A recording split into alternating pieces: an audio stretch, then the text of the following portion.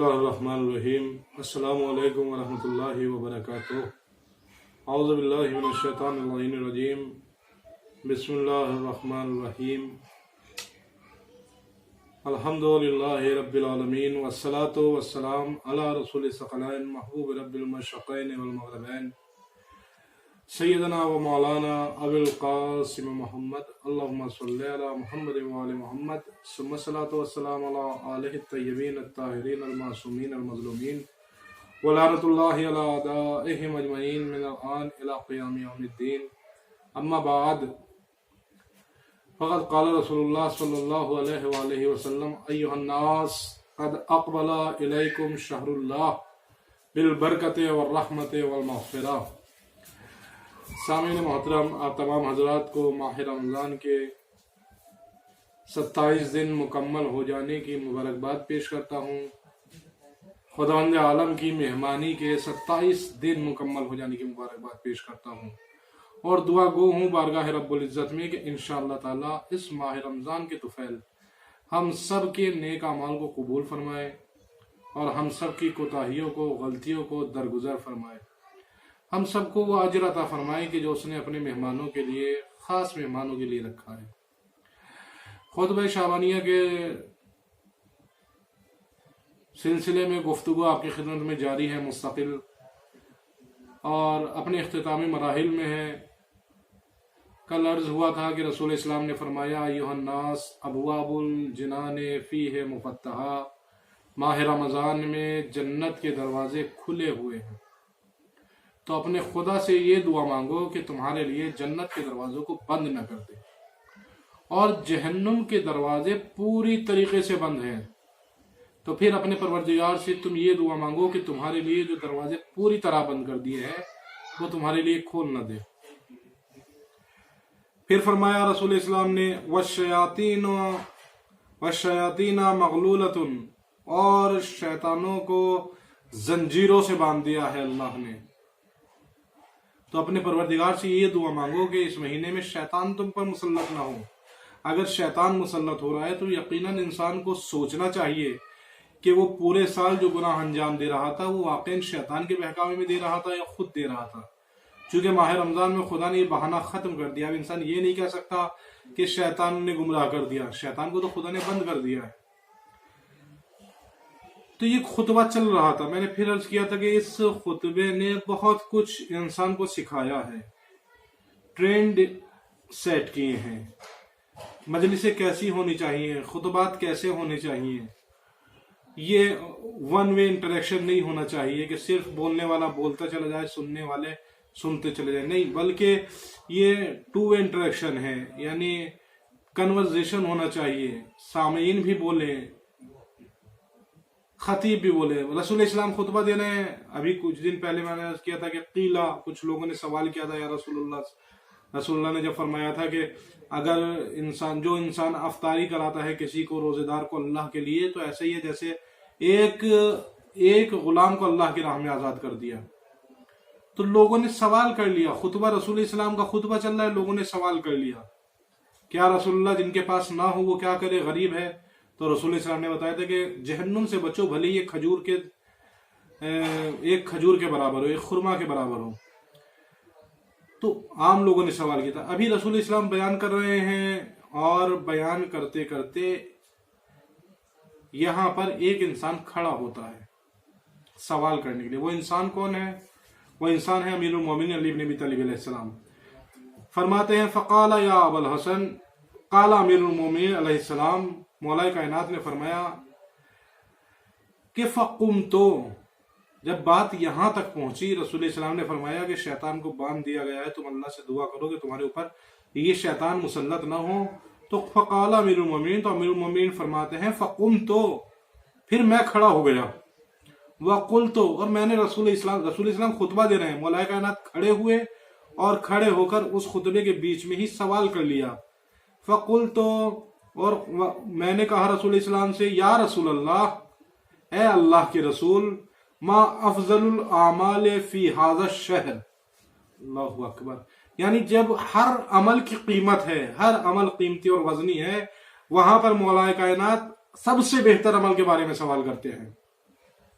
پوچھتے ہیں یا رسول اللہ سب سے بہتر عمل کون سا ہے اس ماہ رمضان میں، اس عظیم مہینے میں جس میں سونا عبادت ہو، سانس لینا تسبیح ہو، جس میں ہر چیز عبادت ہے انسان کی، جس میں ایک آیت پڑھے تو پورے قرآن کا ثواب مل رہا ہو، ایک نماز پڑھے تو 70 سالوں کی نمازوں کا ثواب مل رہا ہو، اے رسول اللہ اس مہینے میں سب سے بہتر عمل کون سا ہے، سب سے افضل عمل کون سا ہے؟ ما افضل الاعمال فی ھذا الشہر، یا رسول اللہ اس مہینے میں سب سے بہتر عمل کون سا ہے؟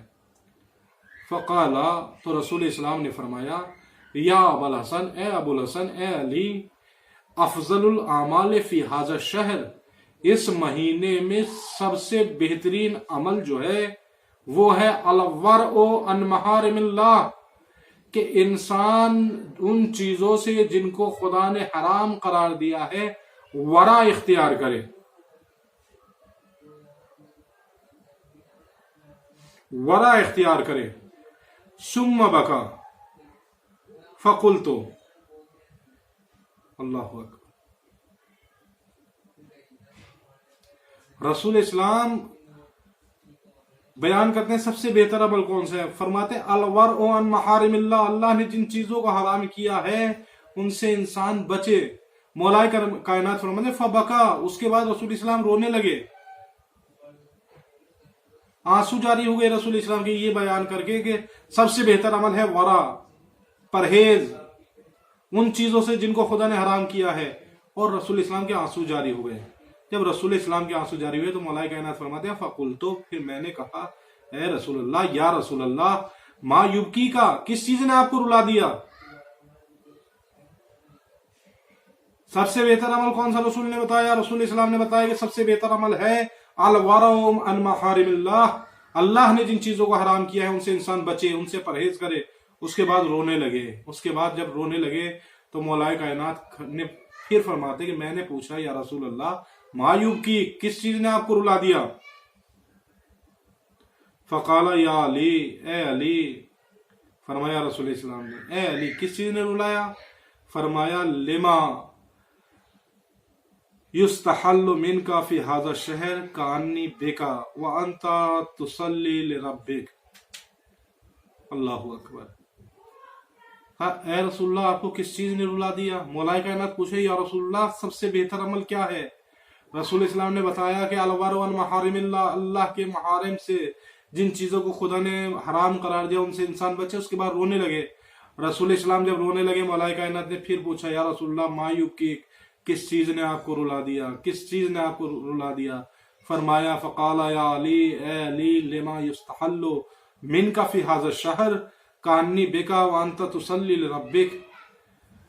فرمایا اے علی میں اس لیے رو رہا ہوں کہ اس مہینے میں جس میں سب سے بہتر عمل یہ ہے کہ اللہ انسان اس چیز سے پرہیز کرے، بچے کہ جس چیز کو خدا نے حرام قرار دیا ہے۔ اے علی میں رو اس لیے رہا ہوں کہ اس مہینے میں تیرے خون بہانے کو حلال قرار دیا جائے گا، تیرے قتل کو حلال قرار دیا جائے گا۔ جس مہینے میں خدا نے جن چیزوں کو حرام کیا ہے ان سے بچنا سب سے بہتر عمل ہے۔ اے علی میں اس لیے رو رہا ہوں کہ اس مہینے میں تمہارا خون بہایا جائے گا اور اس کو حلال جانا جائے گا، اس کو جائز سمجھا جائے گا۔ قتل ویسے بھی حرام ہے بے گناہ کا، اور کہاں امیر المومنین کا قتل، اس کو حلال سمجھ کے کیا جائے، جائز سمجھ کے کیا جائے۔ فرمایا رسول اسلام نے کہ اے علی مجھے اس چیز نے رلا دیا کہ اس مہینے میں جس میں سب سے زیادہ فضیلت والا عمل یہ ہے کہ انسان حرام سے بچے، اس میں تیرے خون کو حلال سمجھ کر بہایا جائے گا۔ وانت تصلی لربک، اور یہ اس حال میں ہوگا کہ تو اپنے خدا کی نماز پڑھ رہا ہوگا۔ یا حسین، وقد انبعث اشقى الاولین والآخرین شقیق آخر ناقۃ ثمود فیضربک ضربۃ علی قرنک تخضب منها لحیتک۔ فرمایا کہ اور یہ کام کرنے والا کون ہوگا؟ یہ کام کرنے والا اولین اور آخرین میں، شروع سے لے کر آخر تک انسانیت کی تاریخ میں اس سے زیادہ بدبخت انسان کوئی نہیں ہوگا، اس سے زیادہ شقی انسان کوئی نہیں ہوگا۔ وہ ایسے ہی ہوگا کہ جیسے ناقہ صالح کے قتل کرنے والا انسان تھا، جس نے ناقہ صالح کو قتل کیا تھا وہ انسان بدبخت تھا، ایسے ہی وہ بدبخت ہوگا کہ جو اے علی تمہیں قتل کر دے گا۔ ناقہ صالح تاریخ پڑھیے، ناقہ صالح وہ کہ جو پوری قوم کو سیراب کرتی تھی، پوری قوم کو دودھ دیتی تھی، اللہ کی طرف سے آئی تھی، معجزہ تھی۔ اس جانور کو، اس ناقہ صالح کو، اللہ کی نشانی کو جس نے قتل کیا تھا، محسن کو اپنے قتل کیا تھا، احسان کرنے والی تھی قوم پر، اس کو جس نے قتل کیا تھا وہ ایسے ہی ہوگا بدبخت انسان کہ جو تمہیں قتل کرے گا۔ اول و آخر میں اس سے زیادہ بدبخت کوئی نہیں ہوگا۔ اور وہ انسان کھڑا ہوگا اور تمہارے سر پر ایک ایسی ضربت لگائے گا کہ تمہاری داڑھی خون سے رنگین ہو جائے گی۔ قال امیر المومنین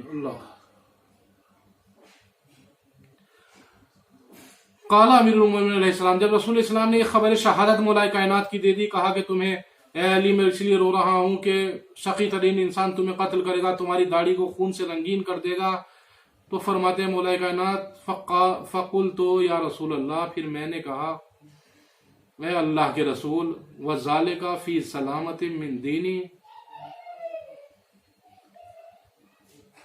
اے رسول اللہ جب میں شہید کیا جاؤں گا، جب میرا خون حلال کر دیں گے لوگ، جب میری داڑھی خون سے رنگین کر دیں گے، شقی ترین انسان مجھے قتل کرے گا، یا رسول اللہ کیا میرا دین سلامت ہوگا اس وقت؟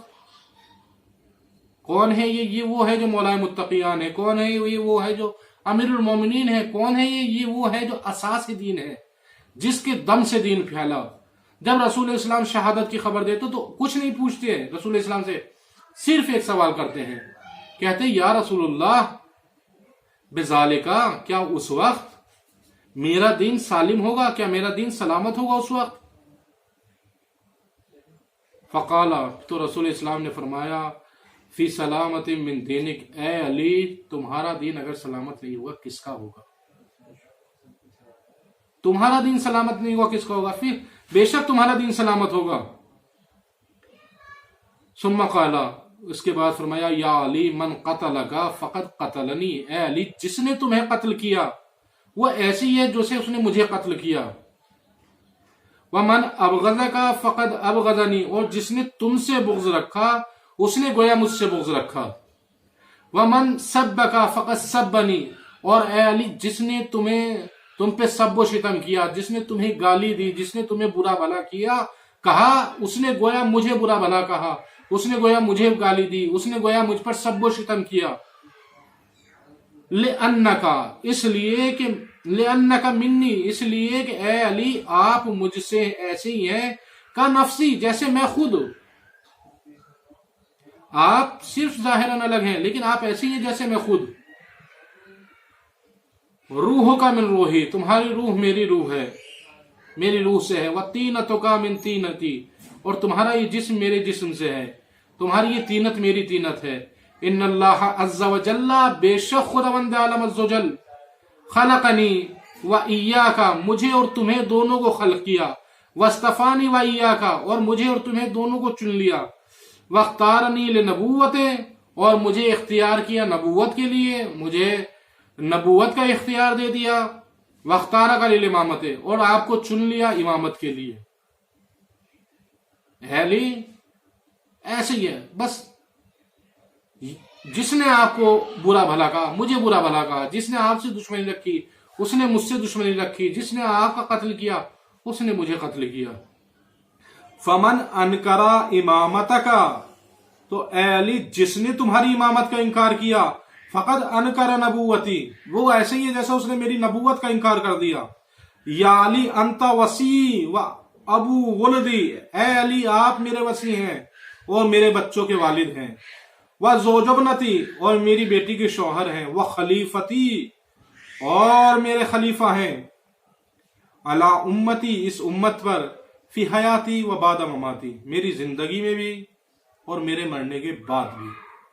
اے علی، اللہ اکبر۔ فضائل امیر المومنین، شروعات ہوئی تھی افضل الاعمال سے، ہونا تو رسول اسلام نے فرمایا ہے کہ افضل الاعمال یہ ہے کہ انسان خدا نے جس کو حرام کیا اس سے بچے، اور بات آ گئی فضائل امیرُ المومنین پر، بیان تو رسول اسلام کو ورا کی تعریف کرنی چاہیے تھی، ورا کیا ہے، اللہ کی حرام کردہ چیزیں بچنا کیا ہے، مگر رسول اسلام مولائے کائنات کے فضائل بیان کرنے لگے، ان کی منزلت سمجھانے لگے، ان کی تعریف کرنے لگے، ان کی اہمیت اسلام میں کیا ہے، ان کی فضیلت کیا ہے اسلام میں، وہ بیان کرنے لگے، ان کی منزلت و مقام کیا ہے اسلام میں، وہ بیان کرنے لگے۔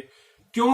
اس لیے بیان کرنے لگے کہ رسول کے بعد اور رسول کی زندگی میں بھی علی رسول کے خلیفہ ہے، اور اگر سمجھنا ہے کہ کون سی چیز محارم خدا ہے، کون سی چیز وہ ہے کہ جسے اللہ نے حرام قرار دیا ہے، تو دیکھتے چلے جاؤ، علی جس جس چیز کو چھوڑتے چلے جائیں سمجھ جاؤ کہ یہ محارم خدا ہے، اور علی جس جس کام کو کرتے چلے جائیں سمجھ جائیں کہ یہ اوامر خدا ہے، یہ اللہ کا حکم ہے۔ اس کے بعد انشاءاللہ تعالی کل کی گفتگو ہوگی۔ دعا گو ہوں رب کریم کی بارگاہ میں، پروردگار اس امیر المومنین کی عظیم الذات کا واسطہ میرے معبود، ہم سب کو ولایت علی ابن ابی طالب پر باقی رکھ، ہماری نسلوں میں اس ولایت کو باقی رکھ۔ اے پروردگار تجھے محمد والے محمد کا واسطہ دشمنان حیدر کرار سے ہمارے دلوں میں نفرت اور بغض اور بیزاری کا جذبہ پیدا کر دے۔ اے پروردگار تجھے محمد والے محمد کا واسطہ، تجھے تیری کریم ذات کا واسطہ، شیعان حیدر کرار جہاں جہاں بھی ہیں ان کی مشکلات کو آسان فرما دے، جو بے روزگار ہیں روزگار عطا فرما، جو برسر روزگار ہیں ان کو حلال رزق عطا فرما۔ اے پروردگار تجھے محمد والے محمد کا واسطہ، اے کریم رب، اے میرے مہربان رب، اگر ہمارے گناہوں کو تو نے 27 دنوں میں نہ بخشا، اے کریم رب جو چند دن بچے ہیں ان میں ہمارے گناہوں کی مغفرت فرما۔ اے پروردگار ہم تیرے بہترین مہمان نہیں تھے مگر تو ہمارا بہترین میزبان تھا، ہم سے اس مہینے میں ہوئی کوتاہیوں کو، غلطیوں کو، خطاؤں کو درگزر فرما، اور میرے معبود جو تو نے اپنے بہترین مہمانوں کے لیے تحفے و تحائف مغفرت اور برکت کے رکھے ہیں ان میں ہمیں بھی شریک قرار دے۔ اے پروردگار دی محمد والے محمد کا واسطہ جو بیمار ہیں شفا کامل اور عاجل عطا فرما، کورونا سے عالم انسانیت کو نجات دے، شیعان حیدر کرار کو کورونا سے محفوظ رکھ، اور جو بیمار ہیں ان کو شفا عطا فرما۔ صاحبہ سے زمان امام زمانہ کے ظہور میں تعجیل فرما، ہمیں ان کا صحابہ انصار میں جگہ مہیا فرما۔ ایک مرتبہ الحمد، 3 مرتبہ سورہ اخلاص کی تلاوت فرما کر تمام مرحوم مومن و مومنات اور وہ تمام مومن و مومنات کے جو دنیا سے جا چکے جن کے لیے کوئی کار خیر کرنے والا نہیں ہے ان کے ارواح کو حساب